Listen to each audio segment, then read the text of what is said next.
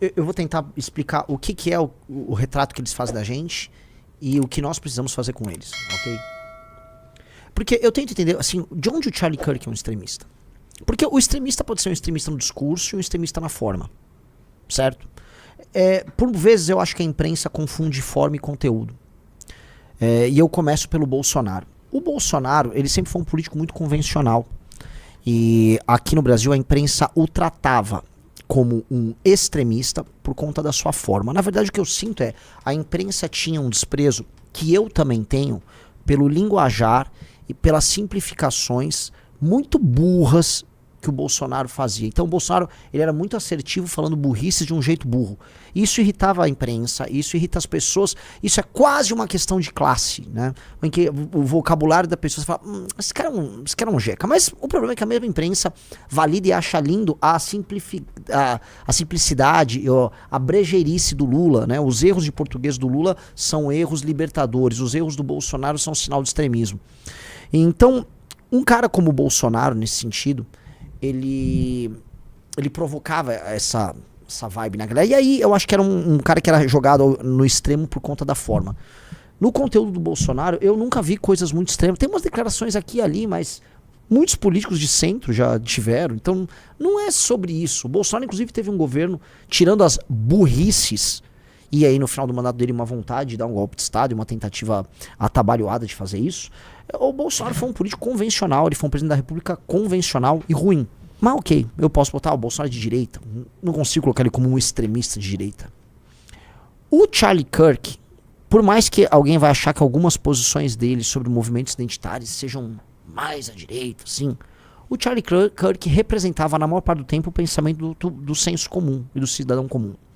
E ao representar isso, e ao apresentar isso, vamos dizer, de maneira respeitosa, mas desafiadora, através dos debates que ele organizava em campos de faculdades e tal, ele provocava uma reação da esquerda em que a esquerda ficava atarantada, maluca. E qual o problema que tornava a esquerda maluca? Eu não quero me repetir nisso, mas vocês entendem. A esquerda professa um conjunto de valores muito diferentes dos nossos.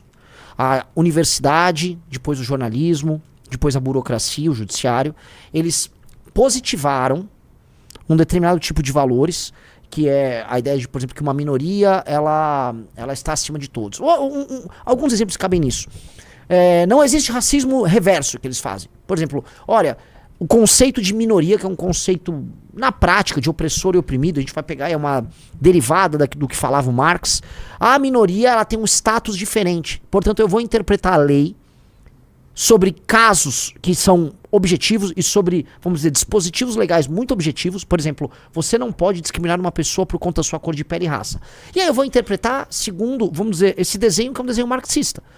Não, olha só, o fulano é um opressor e o outro é um oprimido. Porque o quê? Então, objetivamente, a lei não está certa. Existe uma interpretação, uma hermenêutica marxista da lei? Sim. Os estados no Ocidente fazem uma hermenêutica das leis que envolvem raça de maneira absolutamente marxista, ou pós-marxista, mas seguindo uma perspectiva à esquerda, ok? Leis que envolvem questões de gênero, mulher, depois as leis que envolvem trans, a paranoia trans que começou a surgir, a loucura trans, do conteúdo que era colocado para crianças nos Estados Unidos, até essa babaquice do pronome. Aqui no Brasil, sejamos honestos, meu amigo, eu tenho que falar que a Erika Hilton é uma mulher. Porque ela é uma mulher, certo? E aí se eu não achar que ela é uma mulher, eu vou preso. Eu vou preso se eu não achar que a Erika Hilton, que obviamente é uma mulher, eu vou preso se eu achar que ela é um homem. Olha o cuidado que eu tenho que ter. Olha olha como eles transformaram em dogma, em lei, em punição, um entendimento muito verdadeiro, que ela é uma mulher. Vocês entendem meu ponto? Esses caras, portanto, eles têm as vítimas perfeitas, eles estão histéricos, e eles veem que os valores que eles compartilham, né, o militante de esquerda, o estudante universitário, o jornalista, eles acham que esse valor é o valor do futuro. E que o senso comum do cidadão comum é o passado. E este passado é extremista. Portanto, exercer o senso comum do cidadão comum é ser extremista.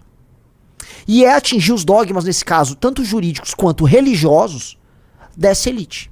E aí essa elite começa a achar que é um desrespeito você defender o senso comum do avanço da religião deles. Então eles avançam com a religião deles, e aí você fala, não, olha só, eu acho que só existem 2 gêneros. Não, como assim? Isso é transfobia. Você tá pregando a morte da população trans. Esse é o termo que eles levam. Portanto, o Charlie Kirk, ele é um extremista e tem que morrer. Portanto, o Guto Zacarias, quando faz o Change My Mind, ele é um extremista e tem que morrer. O Arthur Duval é um extremista e tem que morrer. O Nicolas, lá, quando botou a peruca, é um extremista e tem que morrer. Eu sou... Um cara tava agora falando, uma mulher lá pregando a morte do Kim, do Arthur, agora também do Nicolas. A gente tá agora cavucando na internet, tem um monte de gente aí pregando a morte da galera. E você se torna um extremista que precisa morrer. Este ponto faz com que um jornalista que esteja inserido nesse sistema cultural de elite, que o Curtis Yarvin, né, vulgo Mencius Moldbug, chama de a catedral. Pô, digite se você já entende o que é o conceito da catedral. A gente já fez material no Valete Plus, o final do Clube MBL. A gente tem documentário sobre isso. Eu cito isso pra caramba nas lives. O conceito de catedral é muito importante pra análise da política americana contemporânea, mas também pra política brasileira contemporânea. E é importante vocês entenderem isso pra gente, né, avançar com as nossas discussões, tá? Então eu espero que vocês falem, não, eu entendo o conceito de catedral, tá? E entendendo o conceito de catedral, eu avanço. Digite 2 se você não sabe qual é o conceito, que eu até explico novamente. Mas geral tá botando 1 aí, eu fico muito feliz. Tá muita gente digitando 2, então eu vou tentar explicar o conceito de catedral de maneira muito sucinta. Tá? De acordo com o Curtis Yarvin, quando ele usava o pseudônimo Mencius Moldbug, tá? No blog que ele tinha, ele escrevia sobre isso e ele explicou que havia um conceito. É o seguinte, antigamente, na Idade Média, onde emanava a verdade e onde os dogmas eram estabelecidos, e onde você tinha quase um ponto fixo, em que, ok, a verdade está aqui, a verdade emana daqui. Onde estava? Na Idade Média, pessoal. Pergunto pra você, Aloísio. Onde estava? Você está andando numa capital europeia em 1100. Onde você fala, esse lugar aqui vai ter a verdade. Esse lugar aqui, o dogma do que eu posso dizer, o que não posso dizer, vai estar estabelecido. Onde estava, Luísio? Não era numa pastelaria, né, Luísio? Onde era na Idade Média, Luísio? Luísio, você é um homem inteligente. É bem óbvia a resposta. Riso, você sabe, onde era na Idade Média? Europa. Hã? Europa, não. Não, difícil. Galera, eu tô com... Era numa igreja. E o exemplo mais óbvio disso é a própria catedral. O ponto mais alto, mais importante, a principal obra da cidade, onde os homens que definiam os dogmas andavam. A catedral. A catedral contemporânea, nesse sentido, é o quê? É a universidade que se expressa como? Através do jornalismo. E não qualquer jornalismo. O principal jornalismo. Veja, os grandes veículos de jornal do mundo dão prejuízo hoje. Mas eles existem porque eles influenciam. Eu não sei se foi acho que foi o Wall Street Journal, o Jeff Bezos, que por muito tempo foi o homem mais rico do mundo, ele comprou um veículo de imprensa deficitário, sendo ele um homem da internet. Por quê? Porque é poder. É muito poder. Estar na mídia mainstream é poder. O New York Times influencia mais a cultura americana do que todo o Partido Republicano. Ok? Porque o New York Times é parte da catedral. Harvard, o MIT, Stanford, Yale, todos esses caras perfazem essa... Eles criam um conhecimento. Então vou dar um exemplo. Uma teoria, o racismo estrutural é criado na faculdade. Ele é elevado... Editoras publicam livros sobre isso. O jornalismo fala que isso é muito importante. Políticos começam a discursar sobre. Vira projeto de lei. Um juiz adota. Quando viu, o que surgiu na universidade está servindo como dogma na tua vida. Ok? Basicamente, eu tô resumindo muito isso aí. A catedral contemporânea são esses caras. E esses caras, meus amigos, olhando aqui pra vocês, esses caras são teus inimigos. Esses caras são teus inimigos. Esses caras não gostam de você. Você tá aqui na minha live, é porque você, basicamente, é o cara que eles querem ferrar.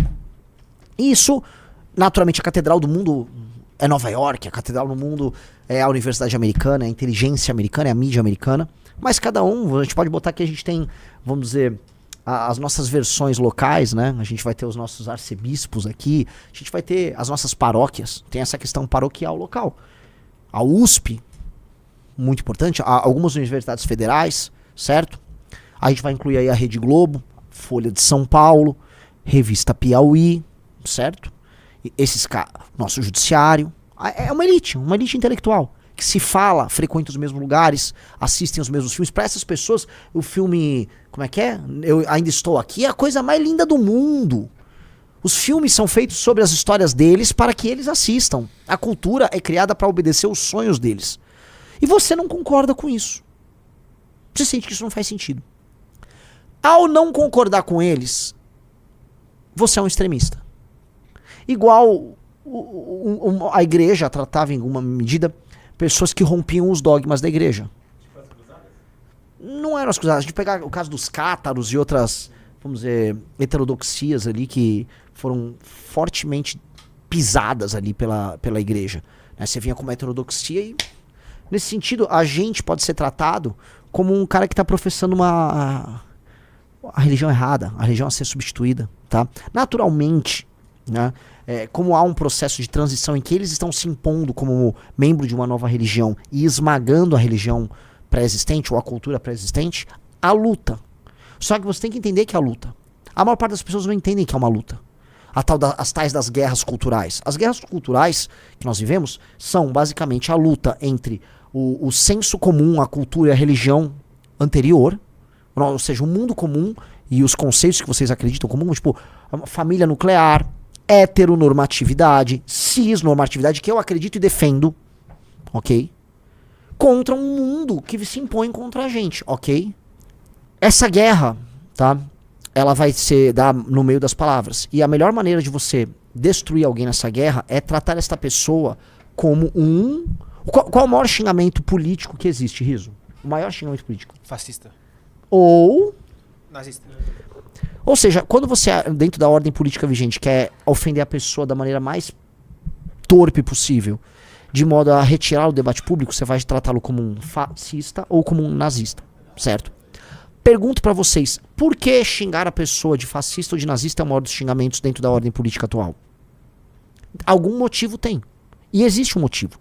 O motivo é que o evento fundante da ordem liberal a qual nós vivemos, a ordem liberal que está caindo, o evento fundante foi a Segunda Guerra Mundial, com o grande trauma da Segunda Guerra Mundial, que foi ali o Holocausto. O Holocausto foi o trauma e o ponto de partida de uma ordem liberal, ou seja, nós não queremos mais viver os horrores que nós vimos na Segunda Guerra Mundial. Dentre todos os horrores da mortandade, da guerra, do uso de armas, da bomba nuclear, o pior foi o Holocausto.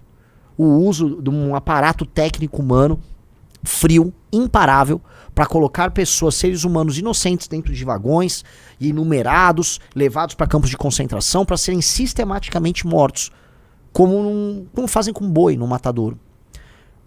Ali, você falou, uma nova ordem mundial vai ser criada sob liderança dos Estados Unidos, que é a ordem liberal, que vai ter organismos internacionais para evitar guerra, organismos internacionais para evitar a falta de financiamento, coisas que já estavam acontecendo, vamos dizer, no pós-Primeira Guerra Mundial, a Liga das Nações e tal, mas que se robusteceram após a Segunda Guerra Mundial. Esse foi o evento fundante. E nesse evento fundante, a pior coisa que você pode ser é um nazista. Veja, não é um comunista. Os comunistas cometeram crimes de guerra horríveis na Segunda Guerra Mundial. E antes, crimes de guerra horríveis contra o próprio povo.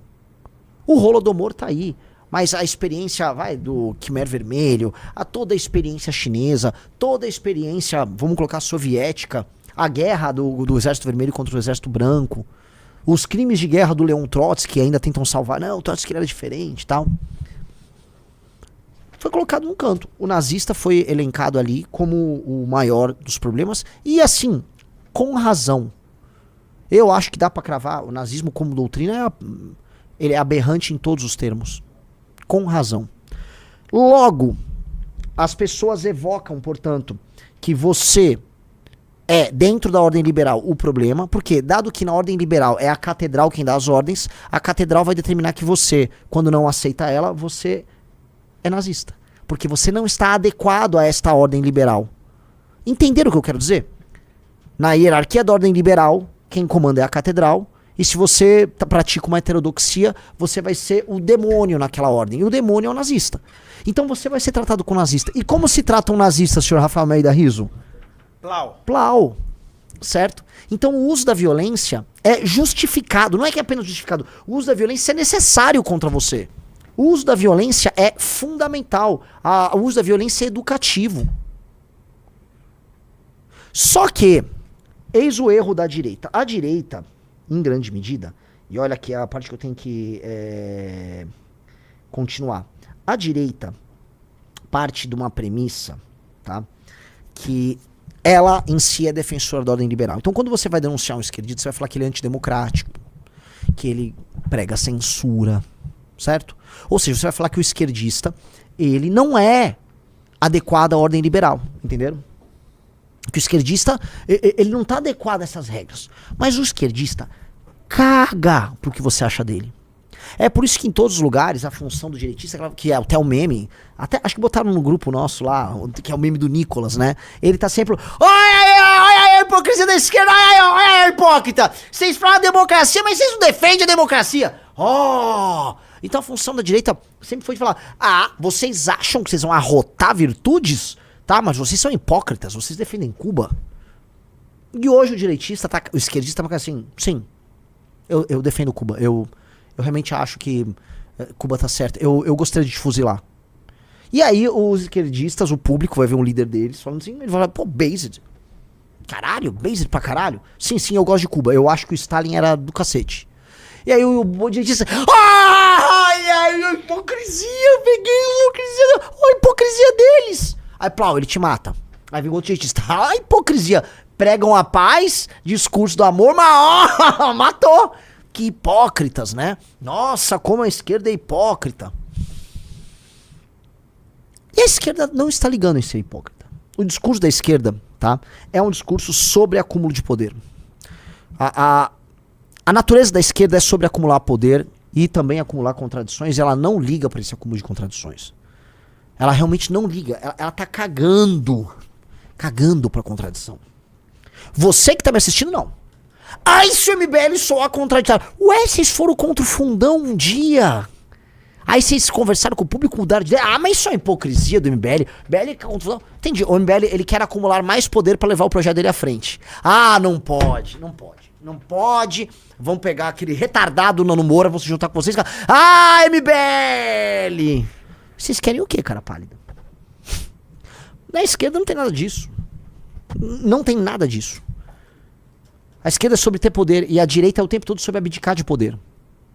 Até entra aquele discurso liberal de abdicar de poder. Por exemplo, você vai, bota um cara de direita no poder, aí ele, fique tranquilo, esquerdista, eu vou garantir o seu direito de falar o que você quiser. O esquerdista, tá bom. Quando eu chegar no poder, eu vou arrancar todo o seu direito de falar. Aí o direitista, que hipócrita! Hipócrita! É tão louco que o esquerdista, quando hoje o direitista fala em liberdade de expressão, o esquerdista, olha que absurdo, ele quer liberdade de expressão. Eles riem do direitista. Eles riem. E aí, se um direitista retirar o direito deles à liberdade de expressão, eles vão denunciar, eles vão ser os defensores da liberdade de expressão. E eles não estão ligando se isso é hipocrisia, eles estão cagando. Eles estão cagando. O Pedro Filho falou, o vídeo de vocês tem muito disso. Lógico, isso aqui é uma crítica ao MBL. Eu tô zoando o Nicolas, mas eu posso zoar o Kim. Ou o Renan Santos. Posso me zoar. Eu falando da hipocrisia. Gente, não dá pra aturar esse duplo padrão da esquerda. O esquerdista ele tem um duplo padrão porque ele tem um comportamento psicopático. Que ridículo eu sou. Que ridículo. Que babaca. Foda-se, Renan Santos. Eu sou um bosta. Pronto. Pra não ficar... Tá? É que eu xingo que os bolsonaristas, eles são só isso. Porque eles entenderam que isso é o que dá like. A gente meio que tava nessa... Como eu posso colocar no mito da caverna do Platão. A gente também tava na caverna da denúncia da hipocrisia. A gente ousou sair. Compramos nossa valete, passamos a produzir o nosso próprio material intelectual, fomos estudar outras coisas e hoje a gente tá em outra. Eles estão lá denunciando a hipocrisia porque o povo de direita, como, volto a colocar, é um povo, em geral, cristão.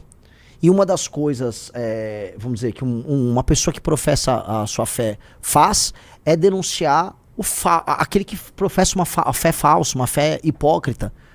Né? Aquela uma pessoa que ela vai no culto e é de um jeito, mas na vida pessoal é de outro.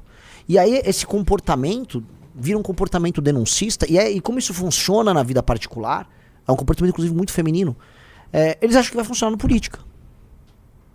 Inclusive um comportamento até de cancelamento e tal. Tipo, que hipocrisia! Olha só como ele é hipócrita! Agora, na esquerda não tem nada disso. A esquerda professa, né? Olha, eles põem né, o John Lennon, give peace a chance, all we are singing is give peace a chance, né? Ou imagine all the people living for today, you may say. Tá, eles vão zoar ele. E aí fala, mas hoje, né, eles não têm peace, não, eles dão tiro e acham legal. Sim, eles fazem exatamente isso. E tá tudo bem, e eles vão continuar ouvindo, e vão falar que pregam paz, e eles vão acreditar que eles vão lidar com esses dois elementos conjugados de maneira absolutamente natural. Eles vão conjugar muita violência, um discurso muito pacifista, como se fossem coisas absolutamente ok. Entendeu? Você só que não entendeu isso.